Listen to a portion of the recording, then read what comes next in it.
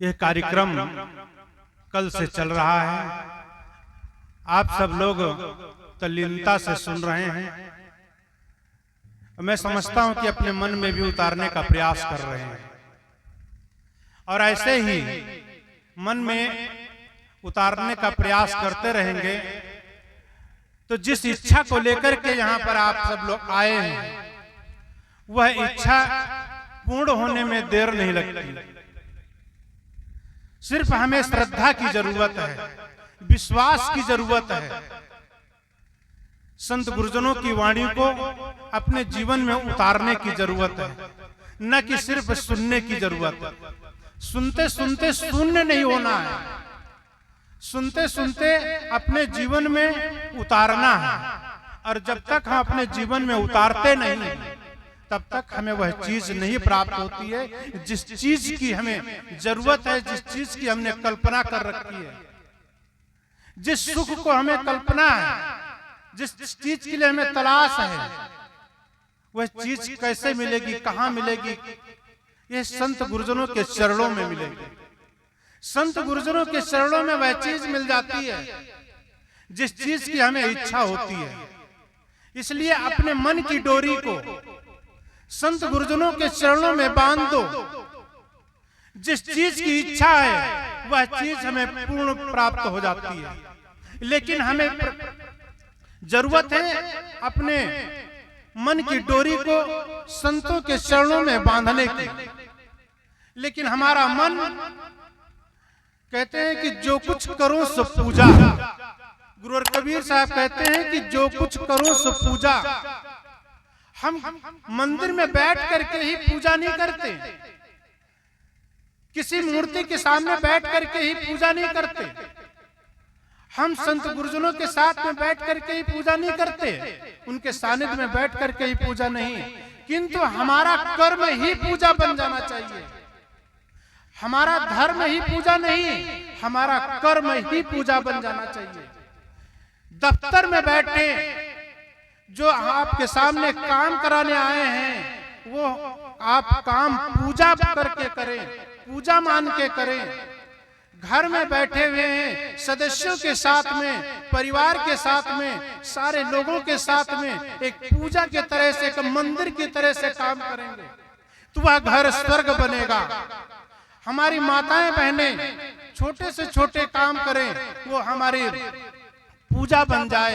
घर में रोटी सेकें, घर में कोई पकवान बनाएं, तो आप समझे कि हम अपने देवताओं को खिलाने जा रहे हैं, हम अपने बच्चों को खिलाने जा रहे हैं।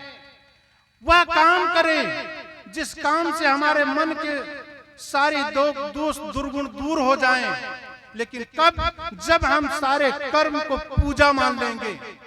हमारा जीवन दो चीजों से चलता है, एक व्यवहार, दूसरा परमार्थ। व्यवहार और परमार्थ की सीढ़ी जो पार करते हैं वही हमारा जीवन सार्थक बनता है। इसलिए हमारा एक व्यवहार का क्षेत्र 80% हमारा जीवन शुद्ध करता है, 20% अगर परमार्थ करते हैं तो हमारा जीवन स्वर्ग बन जाता है, हमारा जीवन सार्थक हो जाता है। एक महिला, एक छोटी सी बच्ची घर में जब पलती है, उसे क्या कहते हैं? राजकुमारी, रानी कहते हैं। और रानी के बाद में जब वह शादी होकर के जाती है, तब उसे हम घर में ब्याह करके लाते हैं, उसको लक्ष्मी के रूप में प्रवेश कराते हैं। घर में फूल माला आरती से उसे सजाते हैं और उसको दहली को नगाते हैं और अंदर में उसकी पूजा करते हैं, क्योंकि वह लक्ष्मी आई हुई है। घर में अपने मायके में थी तब वह रानी कहलाई, और जब वह ससुराल गई तो उसे लक्ष्मी का रूप दे करके अपने घर में प्रवेश किया तो वह लक्ष्मी बन करके आई। और जब बच्चों का लालन पालन किया, सेवा किया, तब वह बाई कहलाई, तब वह सेवक बनी और इसी रूप से उनका नाम पड़ा रानी लक्ष्मी बाई। इसलिए माँ हो, बहन हो, भाई हो, इन सब को हमारा कर्म पूजा बनना चाहिए। हमारे जितने भी घर परिवार के लोग सदस्य हैं वो हमारे देवी देवता हैं। वो देवी देवताओं के साथ में हम कैसे सुंदर व्यवहार करें, हम किनकी अर्चना करते हैं, पूजा करते हैं, प्रतिष्ठा करते हैं, भोग लगाते हैं।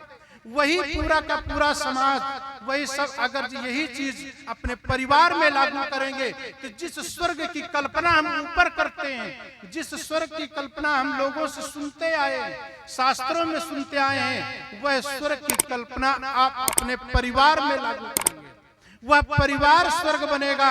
जिस दिन परिवार स्वर्ग बनेगा उस दिन आप वह चीज को हासिल कर पाएंगे जो आपके मन के अंदर में जो रहती है। इसलिए अपने परिवार को सुंदर करें, अपने आप को सुंदर करें, वस्तु व्यक्ति स्थान को सुंदर करें, तब हमें वह चीज प्राप्त होगी जिस चीज के लिए हमें कल्पना किया है, जिस चीज के लिए यहाँ पर हमें आयोजन हुआ है, जिस लिए हमने ये इतना पैसा खर्च किया है, इस चीज के लिए जो हमें संतों का पदार्पण हुआ है। कब?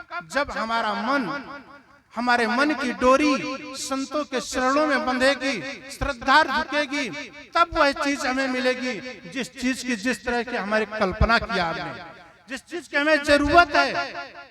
इसलिए मेरे बंधुओं साथियों, उस चीज की हमें जरूरत है। इसलिए अपने मन को, अपने तन को, अपने धन को पवित्र करने का एकमात्र स्थान है वह सिर्फ सत्संग, साहित्य।